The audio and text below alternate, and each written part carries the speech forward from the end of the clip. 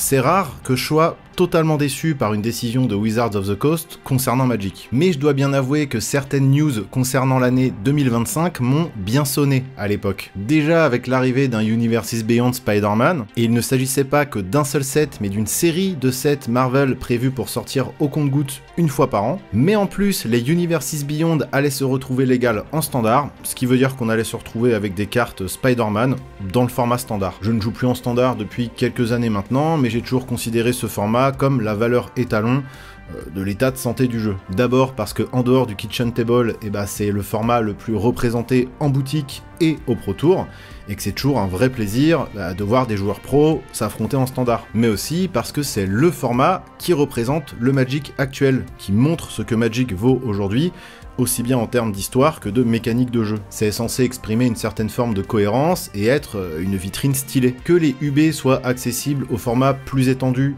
à la limite ça me dérange moins, mais les intégrer au format vitrine du jeu, là pour moi ça coince. Après, c'est que mon opinion. Un joueur invétéré de moderne ou de old school n'a peut-être pas non plus envie de voir son environnement esthétique complètement chamboulé. On revient à ce fameux problème du choix des IP. Quand Wizards collabore avec une licence que j'aime, c'est ok, mais quand il s'agit d'univers que j'aime moins ou que je ne connais pas du tout, j'ai tendance à râler. Si je regarde de plus près, les sets qui justement s'éloignent le plus de la fantasy, Fallout, Doctor Who, Spider-Man, sont justement ceux que j'aime le moins. Alors qu'à l'inverse, Warhammer, Seigneur des Anneaux et Final Fantasy m'ont régalé comme pas possible. C'est donc vraiment une question de point de vue et de goût, et ce serait hypocrite de ma part d'encenser, comme je l'ai fait, Final Fantasy, et de cracher totalement sur Spider-Man. Mais Spider-Man est synonyme, selon moi, de certaines dérives dont il va falloir faire attention dans le futur. Donc aujourd'hui, j'ai décidé d'argumenter sur pourquoi je n'aime pas le set Spider-Man. Je vous ai déjà énuméré quelques points qui me déplaisent dans cette collaboration Marvel-Magic, et je vais continuer. En seconde partie de vidéo, je citerai aussi quelques points positifs, parce que, comme je l'ai dit, il faut essayer de rester un minimum cohérent. D'ailleurs, j'attends aussi vos commentaires, que vous détestiez ou que vous adoriez le set, parce que ça m'intéresse vraiment de prendre la température concernant ce sujet, donc n'hésitez pas. Bon, alors déjà, moi, quand je vois ça, des cartes autant ancrées dans le réel, qui ne vendent pas vraiment du rêve, ou alors carrément des mimes, hors Secret Lair, là je me demande quel va être l'intérêt des unsets désormais, unglued, unstable, tout ça. Là où justement, les membres de Wizards pouvaient implémenter une grosse dose d'humour dans le jeu, rendant la plupart des cartes illégales partout, pour créer une petite méta à part, super chouette. J'ai l'impression qu'aujourd'hui tout fusionne n'importe comment, un peu à l'instar d'un gros blob qui aspire tout sur son passage, et OSEF de la cohérence. Bon, moi perso, ça me sort un peu du jeu. Et même si je dézoome un peu, avoir la ville de New York dans un de mes decks, c'est impossible pour moi. En limité ou en format construit single set, pourquoi pas. On se met dans un mood précis, et à ce moment-là, Magic se transforme en système de jeu, applicable à tout ce qui existe, finalement. Bon, là, pourquoi pas. Mais voir un gros hot dog, là, avec un gros pigeon des villes dégueulasse, venir bouffer dans mon assiette, en plein milieu de la ville de New York, à l'intérieur d'un deck nourriture, au hasard, ça va forcément créer en moi trop de dissonance. À moins que le deck en question soit dans une thématique New York, ou même juste délire urbain, là ça pourrait passer. En fait, ça devient presque une question de choix RP. Qu'est-ce que les joueurs veulent exprimer à travers leurs cartes? Et oui, Magic, science sociale, bien plus fiable que vos cartomancies New Age de merde là. Est-ce que mon deck est parfaitement optimisé par rapport aux effets des cartes, ou est-ce que je me restreins à une cohérence liée à un flavor global? Ça, c'est à chacun de faire ses choix. Perso, malgré le power level de l'appareil photo de Peter Parker, j'attendrai un reskin de la carte en physique pour l'inclure dans mes decks. Alors, dans Magic, il y a des trucs qui, parfois, laisse à désirer esthétiquement. Globalement, ça reste une masterclass, mais vous savez que je suis assez tatillon avec les artworks et la direction artistique du jeu. Et là, alors oui, c'est l'univers de Spider-Man, qui de base me parle pas trop, mais il y a vraiment des trucs que je trouve pas terribles, quoi. Genre, c'est basic full art, c'est très compliqué. Après, fallait bien trouver une idée, et bon, c'est pas totalement con. Pareil pour les non full art d'ailleurs, mais ça ramène tellement un truc terre à terre. Après, oui, il y a le petit Spidey qui apparaît sur chaque dessin. Bon, c'est sympa sans plus. Les terrains, c'est le truc qui doit pas pêcher, quoi. Ça a toujours été les visuels les plus cool dans Magic. Mais voilà, dans son ensemble, on n'est pas sur de la jolie carte. Pour moi, la limite a été dépassée. On est plus proche de l'altération rigolote que d'un truc qui rend vraiment hommage à l'univers des comics, je trouve. Et je dis ça alors que j'ai des altérations Dragon Ball de Kevin Altered, hein.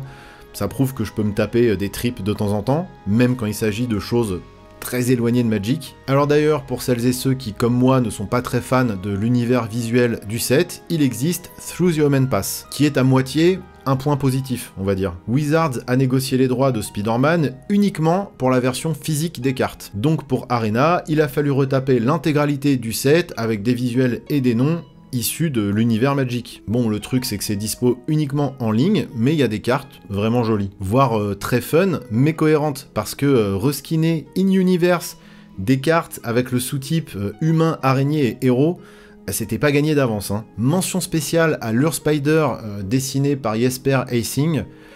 J'en rêvais la nuit de celle-là. Après, le défaut à ça, c'est que là aussi, on voit que c'est forcé. Avant même de parler de mécanique ou de choix artistique, c'est surtout sous la contrainte qu'ils ont dû inventer ces cartes, sûrement un peu à l'arrache, pour pouvoir rendre le set Spider-Man jouable en standard sur Arena. Ouais, parce qu'à mon avis, au moment de signer les droits, je pense qu'à la base c'était un set Commander qui était prévu.